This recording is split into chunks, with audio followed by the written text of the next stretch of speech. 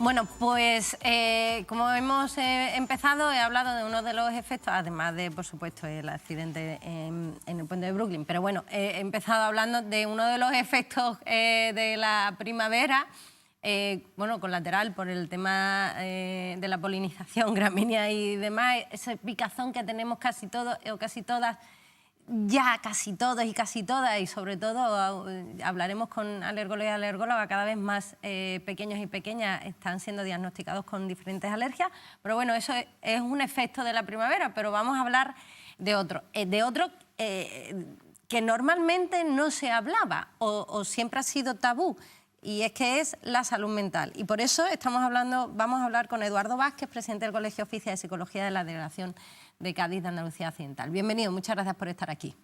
Buenos días, bienvenido, bien hallado, quiero decir. Gracias a vosotros por invitarme. Bueno, pues es verdad que la primavera es la astenia primaveral. Hablábamos del picor, de cómo nos manifestamos físicamente, pero ¿y en nuestra salud mental? ¿Cómo se manifiesta esta primavera, este cambio a la transición al verano? Has dicho la palabra clave, un cambio. Al final, la salud, tanto la física como la mental, en el organismo humano se tiene que adaptar. Cambio es adaptación. Y la astenia primaveral es, pues eso, es un conjunto de síntomas que hacen referencia a ese cambio estacional. ¿Y qué factores contribuyen a su aparición? La astenia se puede dar en cualquier momento del año. Es un cuadro de síntomas que se pueden dar en cualquier momento del año. El síntoma principal es pues, la fatiga, el cansancio, debilidad. Hay otros factores también como desórdenes del sueño. Y todo esto ocurre porque el cuerpo tiene que adaptarse a una situación nueva, que es que con la primavera pues, aumentan las horas de luz, hay un cambio horario, se pasa más tiempo en la calle, hacemos más ejercicio, apetece más. Una serie de actividades que comportan un gasto energético. Al final gastamos más tiempo en la calle, más tiempo de actividad, nos acostamos más tarde y eso afecta a mecanismos del cuerpo de autorregulación. Por eso esas son las causas de la astenia primaveral. El problema es que en muchas ocasiones nos sentimos más cansados, pero bueno, relativamente. Pero ¿cómo lo diferenciamos, la astenia primaveral, de un cuadro más grave? Y la siguiente pregunta es, ¿puede la astenia primaveral llegar a un cuadro más grave? Para eso, primero habría que repasar un poco los síntomas que pueda haber para diferenciarlos de otros cuadros. Además de esa fatiga, puede haber irascibilidad, pues estamos más irascibles, estamos más antipáticos. Puede aumentar el nivel de activación, hay más ansiedad, puede haber cefaleas, hay disminución de la libido, menos interés sexual en esa transición que estamos diciendo del invierno al verano, ¿no? Que es la primavera, nunca mejor dicho. Puede haber también, he dicho, dificultades del sueño, también sí, de la alimentación, también. Entonces, claro, todos estos factores al final suponen, como he dicho antes, una adaptación. Y esa adaptación, para cualquier ser humano, como cualquier adaptación, como la pérdida de un ser querido, como un cambio de trabajo, al final influye en que haya factores psicológicos que se puedan exacerbar, como acabo de decir, ansiedad, bajo estado de ánimo, fatiga. Me preguntas cómo diferenciar eso de algo más patológico, vamos a decirlo así, porque de hecho la astenia primaveral no se considera que sea un cuadro clínico que haya que tratar. Claro. Se considera más bien un trastorno adaptativo, de adaptación, que en unos pocos días o un par de semanas a lo sumo debes remitir en esa adaptación gradual.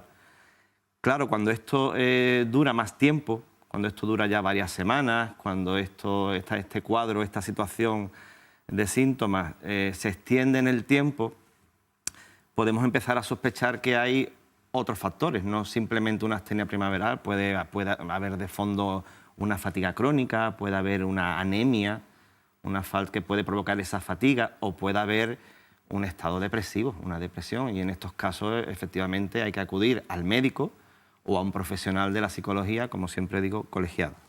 Por supuesto que sí, para ponernos en manos de profesionales colegiados, por supuesto, y colegiadas.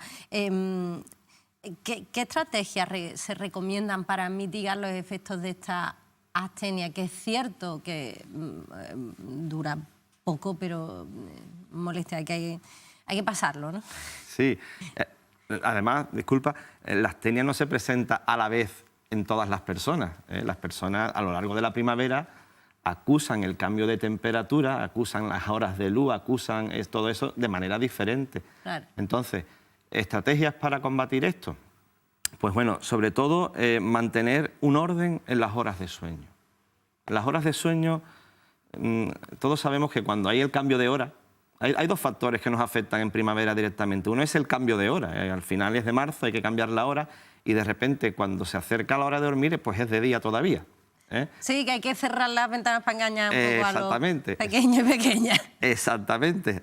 Son los que tenemos, yo ya no tengo niños pequeños, ya son más mayores, pero los que tenéis niños pequeños hay que darle un poquito de coba, ¿no? Como se dice aquí en Cádiz, para decirle que ya es de noche y te dicen, ¿cómo que es de noche si estoy viendo que hay luz fuera? Entonces, ordenarlo el sueño es muy importante, mantener las horas de sueño. Si yo me suelo ir a dormir a las 11, pues o a las 10, pues sigo yéndome a dormir a las 10, aunque sea de día. Te decía que había dos factores. Uno es el cambio horario, pero otro factor es que las horas de luz, paulatinamente, conforme nos acercamos al solsticio de verano, pues se van incrementando. O sea, ya no solo el cambio de hora, es las horas de luz que va habiendo.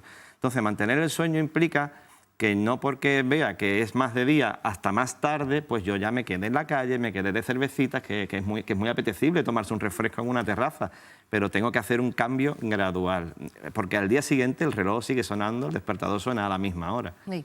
Entonces, eso por un lado. La alimentación tenemos que adaptarla. No solo hay más horas de luz, hay un incremento de temperatura. O sea, tenemos que adaptar la alimentación a tener una alimentación pues, con verduras, con frutas más frescas, no alimentos hipercalóricos, no tomarnos todos los días un cocido, como tomamos en invierno, porque los podemos quemar fácilmente en un estado base del cuerpo. En primavera y en verano ya no es así. Hidratarse adecuadamente, se suda más, hay que estar hidratados. Hacer ejercicio moderado, lo que va a facilitar es la eliminación del estrés. Ese estrés, esa ansiedad, que puede ser uno de los síntomas de la astenia primaveral, con el ejercicio moderado, pues también es una forma de combatir este cuadro, ¿no? Por cierto, dicen los expertos que el ejercicio es mejor hacerlo en otros momentos del día que no al final del día. No al final del día porque te puede activar en lugar de relajar. Hay otras personas que para combatir la debilidad toman vitaminas, toman complejos vitamínicos. No es muy recomendable tampoco. Si tenemos una dieta variada, adecuada, no hace falta tomar ningún complemento energético. Estas son las maneras básicas de prevenir, ¿no? O de afrontar esta astenia.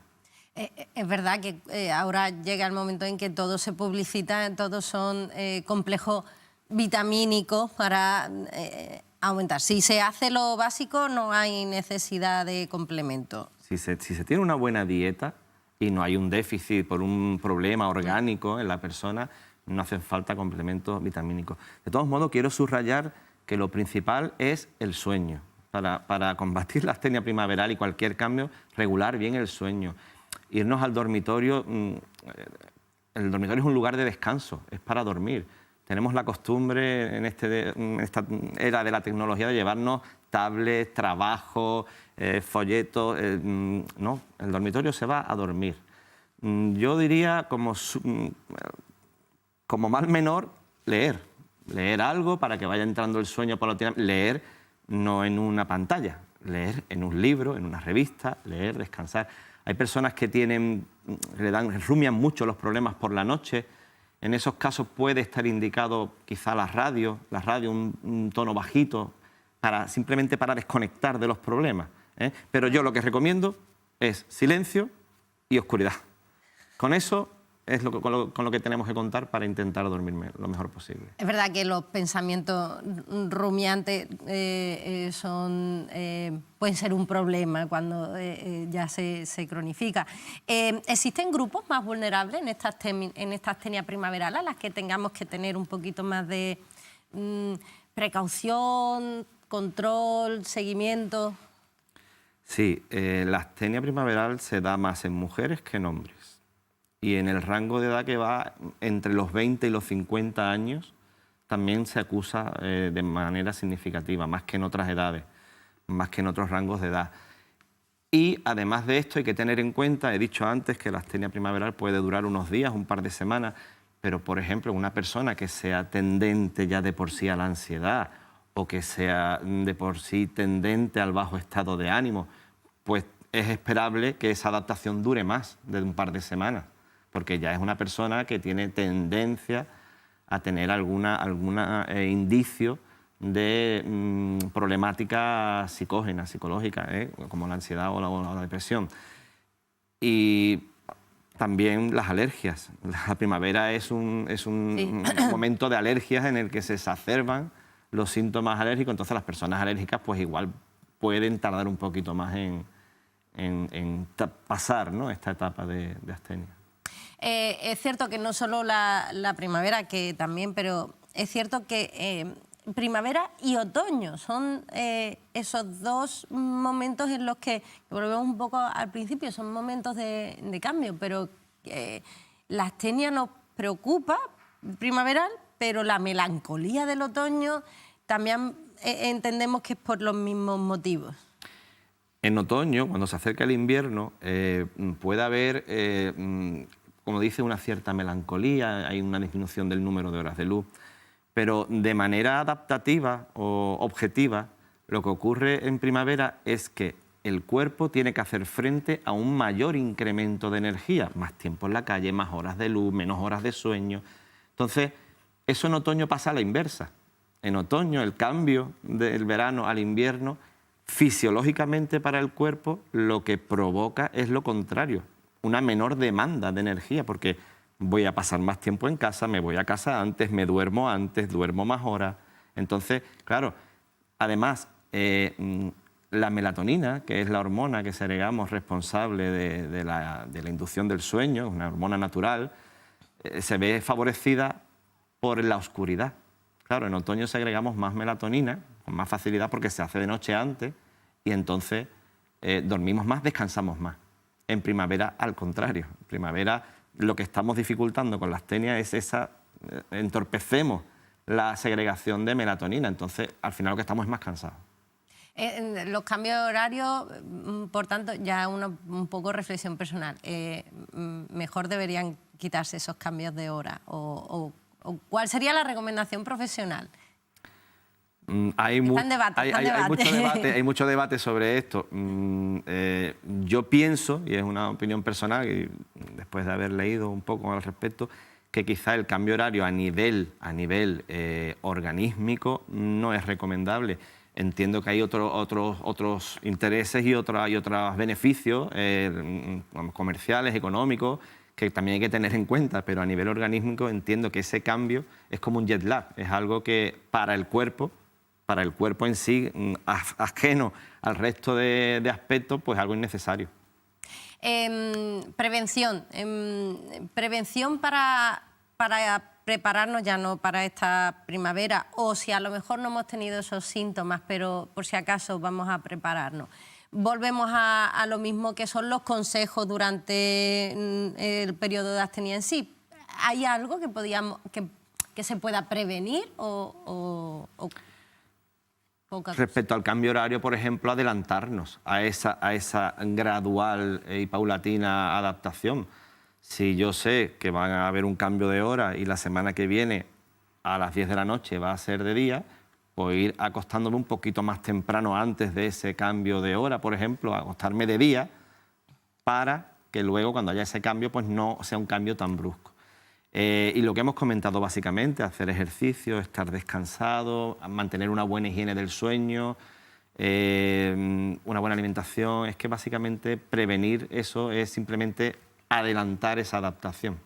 Muchas veces que hemos hablado con compañeros expertos psicólogos y psicólogas, hablábamos del tabú de la salud mental. También en la astenia sucede, o cuando se cronifica algún cuadro de este estilo de ansiedad, depresión.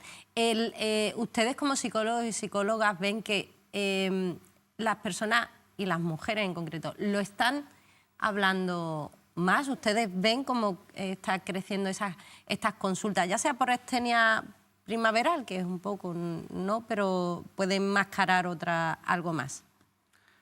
Yo personalmente en mi consulta, veo que sí, que hay un repunte. También hay una tendencia a veces, Almudena, a patologizar cosas que realmente no lo son, que sí que hay que estar atentos, sí que hay que estar encima de esos cambios, de esas adaptaciones del cuerpo, pero la astenia es un proceso natural y normal que debe durar unos días, como mucho, nada más. Y hay personas que incluso ni lo acusan, pero se cree que más de la mitad de la población tiene alguno de los síntomas que he comentado antes de la astenia. Más de la mitad en primavera tiene alguno de esos síntomas. Lo normal es que estos síntomas se erradiquen, desaparezcan espontáneamente y ya está. Si eso no ocurre, como he dicho antes, acudir a un profesional. Y sí que hay no sé si es un repunte de asistencia a consultas de psicología, o al menos en la mía, pero sí que hay menos miedo, ¿no? menos reparo a la hora de exponer que uno va al psicólogo y que va para arreglar asuntos personales, mentales o simplemente para prevenir. Recordemos que también podemos ir al psicólogo para prevenir situaciones que podemos estar viendo venir. Ahora en primavera llega el verano. ¿Qué se puede prevenir? ¿Un viaje? ¿Una reunión familiar como en Navidades? Los cuñados. Llega el verano y bueno, las vacaciones. Yo que estoy especializado, entre otras cosas, en terapia de pareja y en sexología, en las vacaciones pasamos más tiempo con la pareja y eso no siempre es bueno. Hay veces que sí, hay veces que no, porque te llevas todo lo bueno de tu pareja cerca, pero también te lleva más roces, más chispazos, más encontronazos. Y entonces, de hecho, cuando acaban las vacaciones es cuando hay mayor índice de separaciones y divorcios. A finales de agosto, principios de septiembre, hay mayor índice de separaciones. Entonces, pues tenemos que darnos nuestro espacio, estar relajados, recordar que estamos de vacaciones, que no estamos con el estrés. Se supone que lo que tenemos que estar es relajados, tranquilos, conversar, comunicarnos, empatizar. No hacer un maratón, ¿no?, en las vacaciones, que llegamos más cansados. Exactamente. Yo siempre digo que cuando vas de viaje a un sitio a ver un monumento, a ver una puesta de sol, a veces estamos con el horario, el programa, venga, míralo rápido, que te tienes que ir corriendo a no sé qué y espérate, ¿dónde está el bocadillo? Para, detente, céntrate donde estás, que estás delante de la Alhambra o estás delante de la Torre Eiffel, de donde sea. Que igual no vienes otra vez por aquí, detente, contémplalo, disfrútalo. Y digo un monumento como digo una puesta de sol, igualmente. Bueno, para eso el capítulo, otro capítulo que también hemos tratado con muchos profesionales, lo de dejar las pantallas a un lado, que eso también, bueno, pues intentaremos también dar algunas recomendaciones llegado el verano, que también es importante cuidar a los nuestros y a las nuestras cara a cara, no a través de pantalla.